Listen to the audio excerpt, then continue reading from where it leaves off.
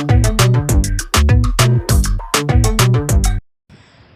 Guys, कैसे हो आप सब। आई होप आप सब बहुत अच्छे होंगे। आज मैं आपके लिए एक मेकअप की वीडियो लेकर आई हूँ। तो यहाँ पे देखिएगा आप, मैं इनका मेकअप कर रही हूँ, डे मेकअप लुक कर रही हूँ। तो अब आप देखिएगा, सबसे पहले मैंने सीटीएम कर लिया था। सीटीएम के बाद मैंने फिर प्राइमर लगाया, और प्राइमर लगाने के बाद मैं सबसे पहले करती हूँ आई मेकअप। इतने प्राइमर को छोड़ देती हूँ।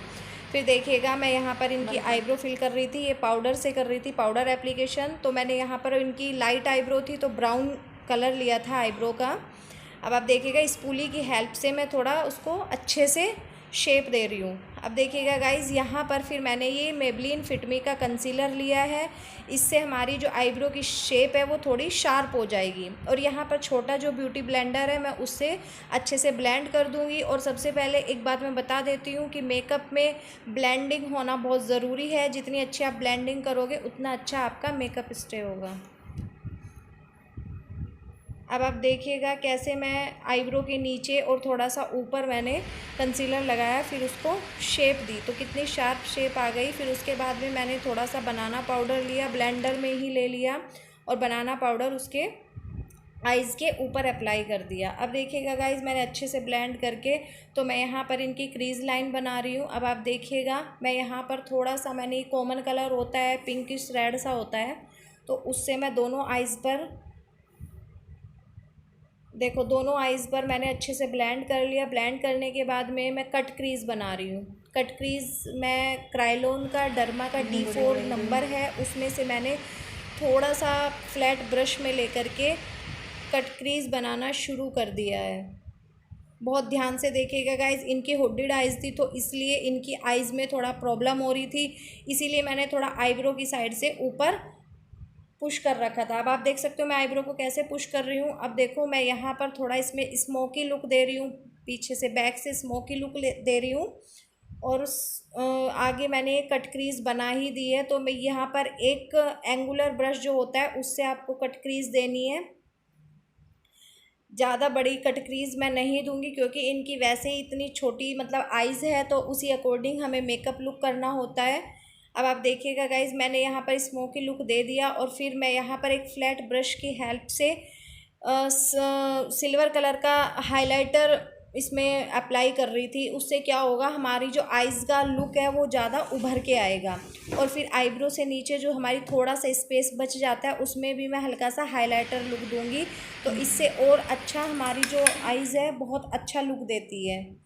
अब आप देखिएगा गाइज़, फिर मैं यहाँ पर लाइनर लगा रही हूँ। लाइनर हम कभी भी लगाते हैं तो वो डायरेक्ट शुरू से नहीं अप्लाई करना है, बीच बीच में से लेना है, क्योंकि जो प्रोडक्ट होता है वो सारा शुरू में लग जाता है, क्योंकि हमें शुरू से थोड़ा थिन लेना पड़ता है और फिर बीच में से हल्का थिक लेना पड़ता है। तो उसी तरह से मैं देखो यहाँ पर आईलाइनर अप्लाई कर रही हूँ, और ये आईलाइनर SQ का है, बहुत अच्छा आईलाइनर है गाइज़ ये। अब आप देखिएगा मैंने दोनों आइज़ में ज़्यादा थिक लाइनर नहीं लगाया, पहले मैं बता रही थी, क्योंकि इनकी ऑलरेडी आइज़ बहुत छोटी है। अब आप देखिएगा यहाँ मैंने सुप्रा का 303 लिया है कलर करेक्शन के लिए, क्योंकि इनकी आइज़ के नीचे लिप के आसपास फोरहेड पर थोड़ा ब्लैकनेस थी, तो उसको हाइड करने के लिए ये मैंने यहाँ पर 303 कलर करेक्टर लिया है। और ब्लेंडर को पहले आपको पानी में थोड़ा वेट कर लेना है, वेट करके डिप मतलब थोड़ा सा उसको निचोड़ लेना है, पानी नहीं होना चाहिए उसमें। तो अब आप देखिएगा मैं यहाँ से फिर कंटेनर में से मैंने ये DFD नंबर लिया है, इनकी कलर टोन का है ये।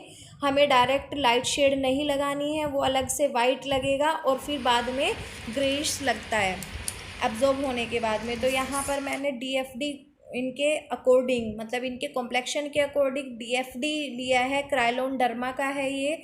तो पहले मैं कंटेनर में से निकाल के थोड़ी देर ना हाथ पर मतलब थोड़ा मेल्ट टाइप कर लेती हूँ, उसको डायरेक्ट नहीं लगाना होता, नहीं तो वो पैची पैची हो जाता है।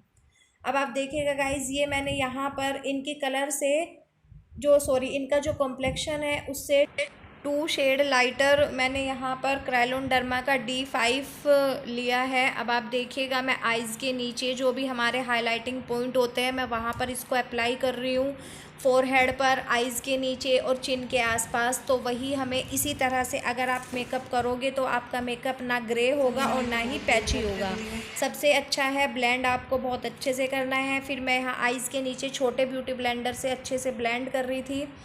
अब आप देखिएगा गाइस कितने अच्छे से, और धीरे धीरे ये क्रायोलॉन की एक मतलब ये है, इतना अच्छा प्रोडक्ट है ये जितना भी एब्जॉर्ब होता रहेगा स्किन में उतना ही आपकी स्किन को ग्लो करता रहेगा। अब आप देखिएगा गाइस मैं यहाँ पर इनको अब लिप शेड दे रही हूँ, ये थोड़ा पिंक शेड में है, तो हमें ब्रश से लिप शेड इनको लगाना है।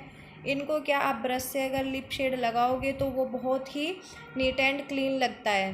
अब आप देखिएगा गाइस इनकी लिक्विड वाली लिपस्टिक नहीं थी, वो वैसी थी लिपस्टिक जो क्रीम फॉर्म में होती है, तो मैं उसको ब्रश से लगा रही हूँ। तो इस तरह आपको लिप की शेड बनानी है, शेप बनानी है, सॉरी।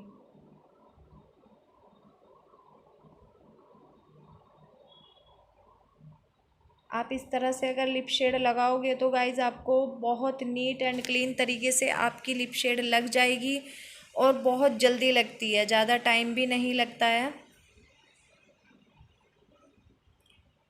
अब देखो यहाँ पर इनका मोस्टली मेकअप कंप्लीट हो चुका है, तो मैं यहाँ पर इनको ब्लशर लगा रही हूँ। मैंने कॉन्ट्यूर नहीं किया क्योंकि ये मना कर रही थी कि कॉन्ट्यूर मेरे को मत करो, तो फिर मैं यहाँ पर लाइट ब्लशर दे रही हूँ। और ब्लशर को हमेशा डैप डैप करके ही लगाना है ब्रश को, ठीक है। उसके बाद में मैंने ब्लशर इनको दे दिया, फिर काजल मैंने दे दिया, और जो मैं ये हाइलाइटर की क्लिप है मैं ये बाद में लगा दे रही हूँ, ये मैं पहले लगाना भूल गई, मिस हो गई ये। तो अब लास्ट में देख लेना मैंने कैसे हाइलाइटर इनको लगाया है। तो यहाँ पर मैंने इनको काजल के नीचे थोड़ा आई शेडो भी दिया है फ्लैट ब्रश की हेल्प से। अब आप देखिएगा यहाँ मैं इनको गोल्डन हाइलाइटर का टच दे रही हूँ, और हाइलाइटर के बाद तो मेकअप की हाइलाइटर तो जान होता है, तो वही है मेकअप में। देखो हाइलाइटर लगने के बाद में कितना एकदम अच्छा लुक आ गया। और लास्ट लुक देखिएगा गाइज इनका। अगर आपको वीडियो अच्छा लगा हो तो please like, subscribe and share ज़रूर करिएगा।